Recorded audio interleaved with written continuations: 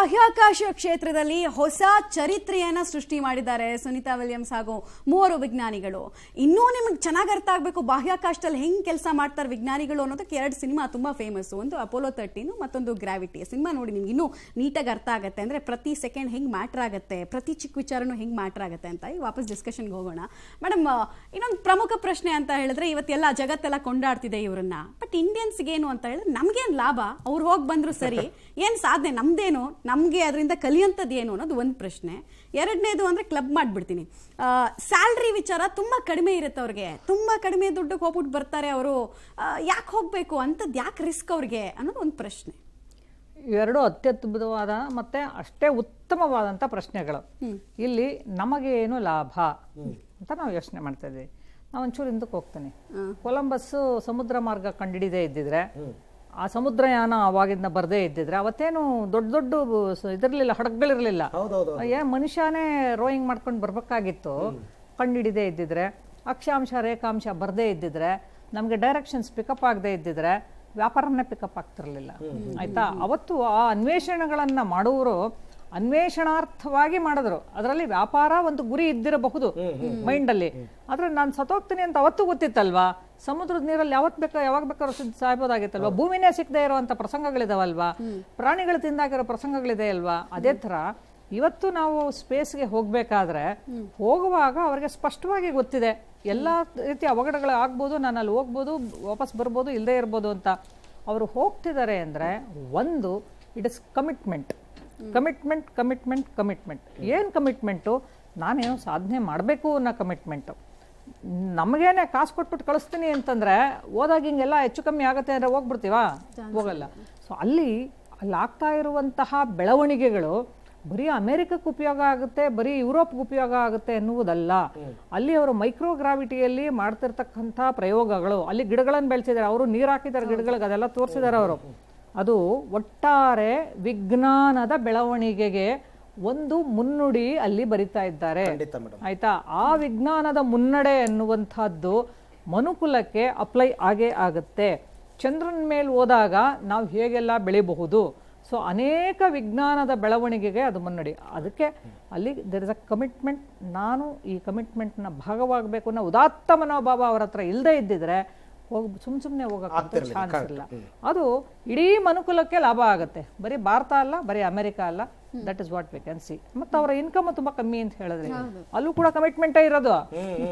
ಬೆಂಗಳೂರಲ್ಲಿ real estate ಮಾಡಿದ್ರೆ 100 ಕೋಟಿ ಮಾಡ್ಬಿಡ್ಬೋದು ಕಣ್ರಿ, ಅಲ್ಲಿ ತನಕ ಹಾಕೋಬೇಕು. ಹೌದಾ? ಬರೀ ಗೂಗಲ್ ಕಂಪ್ನಿನಲ್ಲಿ ಹೋಗಿ ಕೂತ್ಕೊಂಡ್ರೆ ಮಾಡ್ಬೋದು. ಜೀವ ಪಣಕ್ಕಿಟ್ಟು ಅಲ್ಲಿ ಹೋಗಿ ಬರೀ 1 ಕೋಟಿ ರೂಪಾಯಿಗೆ ಮಾಡ್ತಾ ಇದಾರೆ ಕೆಲಸ ಅಂತಂದ್ರೆ ನಮ್ 30-40 ಸೈಟ್ಗಿನ ಕಮ್ಮಿ ಆಯ್ತಲ್ಲ.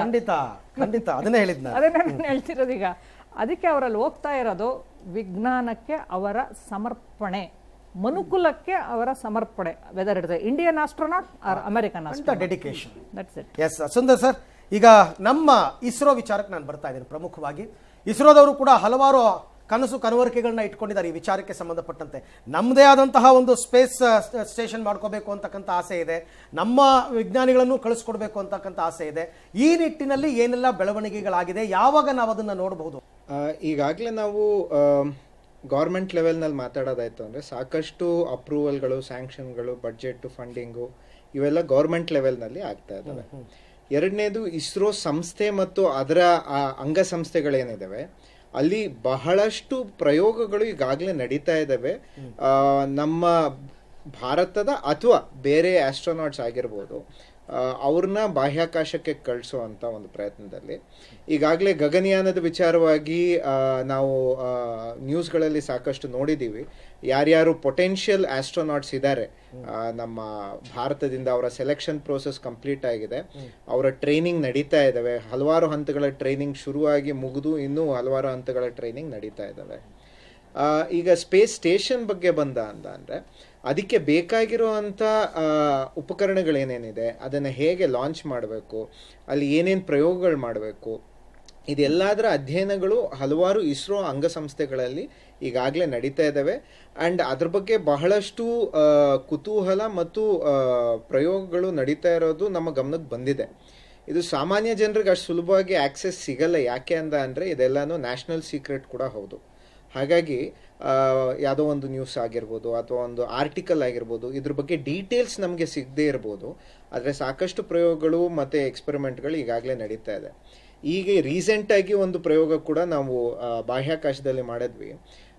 ಬಾಹ್ಯಾಕಾಶದಲ್ಲಿ ನಾವು ಕಳಿಸಿದಂಥ ಒಂದು ಸ್ಯಾಟಲೈಟ್ನಲ್ಲಿ ಅಲಸಂದೆಯನ್ನು ನಾವು ಮೊಳಕೆ ಹೊಡೆಸಿ ಅದರ ಒಂದು ಬೆಳವಣಿಗೆಯನ್ನು ನಾವು ಗಮನಿಸಿದ್ದೀವಿ. ಈ ಪ್ರಯೋಗ ಕೂಡ ಈ ಯಾವುದು ಗಗನಯಾನ ಇರ್ಬೋದು ಅಥವಾ ನಾವೇನು ವ್ಯೋಮಯಾನದ ಬಗ್ಗೆ ಆಸ್ಟ್ರೋನಾಟ್ಸ್ ಟ್ರೈನಿಂಗ್ ನಡೀತಾ ಇದೆ, ಅಲ್ಲಿ ಏನು ಪ್ರಯೋಗಗಳು ಮಾಡ್ಬೋದು ಅದೆಲ್ಲದವನ್ನು ಗಮನದಲ್ಲಿಟ್ಕೊಂಡೆ ಅದಾಗಿದೆ. ಇನ್ನೊಂದು ಡ್ರೋಸೋಫಿಲಾ ಅಂತ ನಾವು ಸಾಮಾನ್ಯವಾಗಿ ನೊಣ ಅಂತ ಕರಿತೀವಿ. ಆ ನೊಣದ ಮೇಲೆ ಒಂದಷ್ಟು ಪ್ರಯೋಗಗಳು ಬಾಹ್ಯಾಕಾಶದಲ್ಲಿ ನಡೆದಿವೆ. ಅದು ನೊಣ ಯಾಕೆ ನೊಣನೇ ಸೆಲೆಕ್ಟ್ ಮಾಡಿದ್ದಾರೆ ಅಂದರೆ, ನಮ್ಮ ಮಾನವನ ಒಂದು DNA ಏನಿದೆ ಮತ್ತು ನೊಣದ DNA ಏನಿದೆ ಅದು ಬಹಳಷ್ಟು ಹೋಲಿಕೆಯನ್ನು ಹೊಂದಿದೆ. ಹಾಗಾಗಿ ನೊಣದ ಮೇಲಾದಂಥ ಕೆಲವು ಪ್ರಯೋಗಗಳನ್ನ ಮಾನವನ ಮೇಲೆ ಜೆನ್ರಿಕ್ ಆಗಿ ಅಪ್ಲೈ ಮಾಡ್ಬೋದು ಅನ್ನೋ ಒಂದು ಉದ್ದೇಶದಿಂದ ಡ್ರೋಸೋಫಿಲಾ ಅಂತ ಕರೀತಾರೆ. ಅದೊಂದು ಜಾತಿಯ ಸಾಮಾನ್ಯ ನೊಣ. ಅದ್ರ ಮೇಲೆ ಕೂಡ ಭಾರತದ ಇಸ್ರೋ ಸ್ಯಾಟಲೈಟ್ನಲ್ಲಿ ಒಂದಷ್ಟು ಪ್ರಯೋಗಗಳು ನಡೆದಿದೆ. ಇದೆಲ್ಲನೂ ಆ ನಿಟ್ಟಿನಲ್ಲಿ ನಡೀತಾ ಇದೆ. ಜಸ್ಟ್ ಆ್ಯಡಿಂಗ್, ನೀವು ಹಿಂದೆ ಕೇಳಿದ ಪ್ರಶ್ನೆಗೆ ಭಾರತಕ್ಕೇನು ಅಂದರೆ, ಇದರಲ್ಲಿ ಸಾಕಷ್ಟು ಲೆಸನ್ಸ್ ಇದೆ ನಮಗೆ ಕಲಿಕೆಗೆ. ನಾವು ಈಗ ಲಾಂಚ್ ಮಾಡ್ತೀವಿ ಅಂದರೆ ನಾವೇ ಪ್ರಯೋಗ ಮಾಡಿ ನಾವೇ ಎಲ್ಲ ಕಲ್ತ್ಕೋಬೇಕು ಅನ್ನೋ ಒಂದು ಪರಿಸ್ಥಿತಿ ಏನಿಲ್ಲ.